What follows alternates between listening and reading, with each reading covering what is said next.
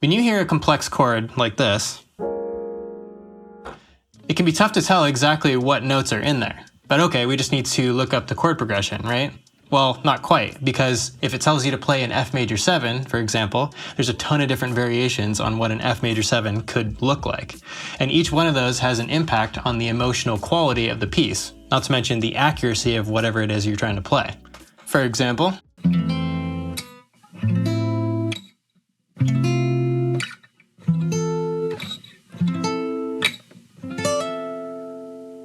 that's all in F major 7. But this is where Melodyne can really shine for musicians, because we know that it can work wonders on even the worst singers.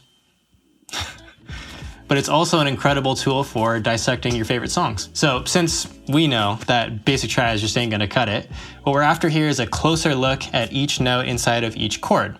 Now, it'd be really helpful if you had a discerning ear and perfect pitch, but if you're one of the 99.99% of us who doesn't, and that's a real statistic, we can use Melodyne's polyphonic pitch detection to help us out. So let's say that we are trying to learn the chords from this little piece here.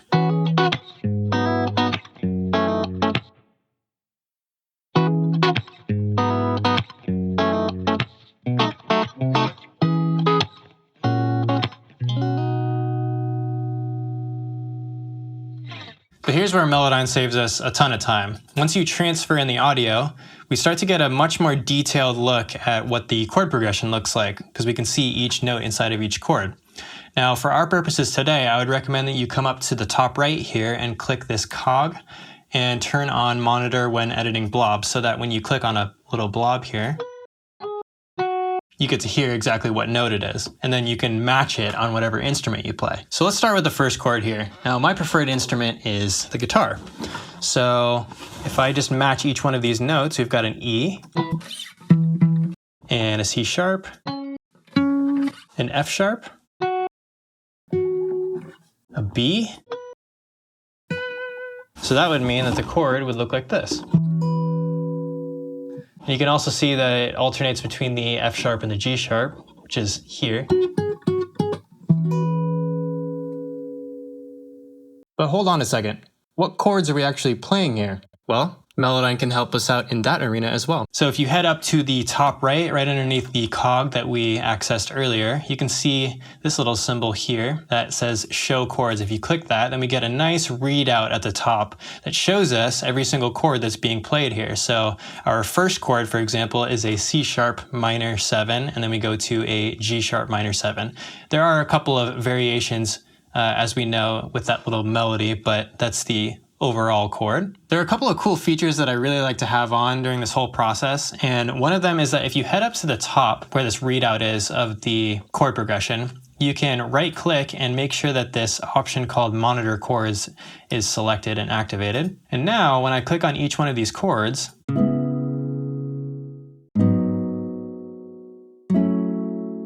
I get a really nice playback of what the core form of the chord sounds like, which is nice because you can check the accuracy of how Melodyne has detected the notes against the real recording. Now, you can take this a step further as well when you head up to the top left where this treble clef is, and you can change the display from the normal keyboard layout to what's called the chord layout. And this allows you to see each note that's actually inside of, for example, a C sharp minor 7 would be a B, a G sharp, a C sharp, and an E.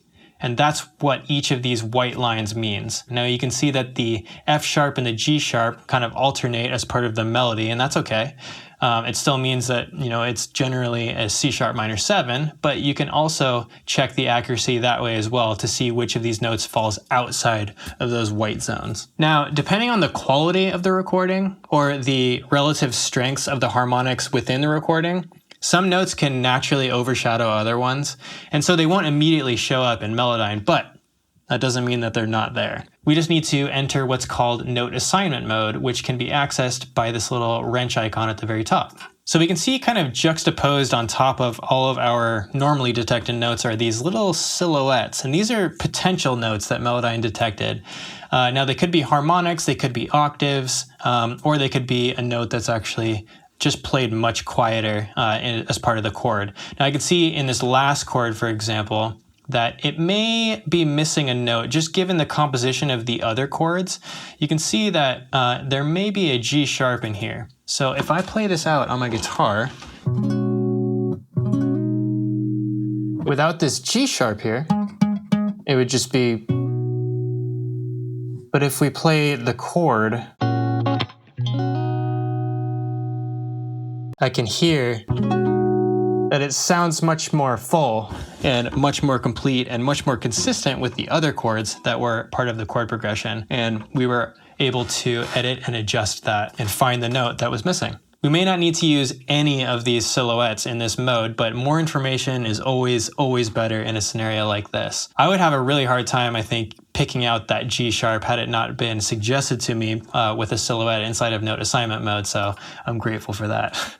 So not only can we get close to the chords that were played on the recording, but we also get to add these inversions and flavors to our repertoire to make our own songs more interesting and dynamic, which is always a nice option to have. And using Melodyne in this way helps train your ear to be able to recognize those variations in the future more quickly so that you know exactly what to play and you know where to play it. So just let Melodyne save you some time, help you learn your favorite songs more accurately, and you can add more flavorful chords to your repertoire.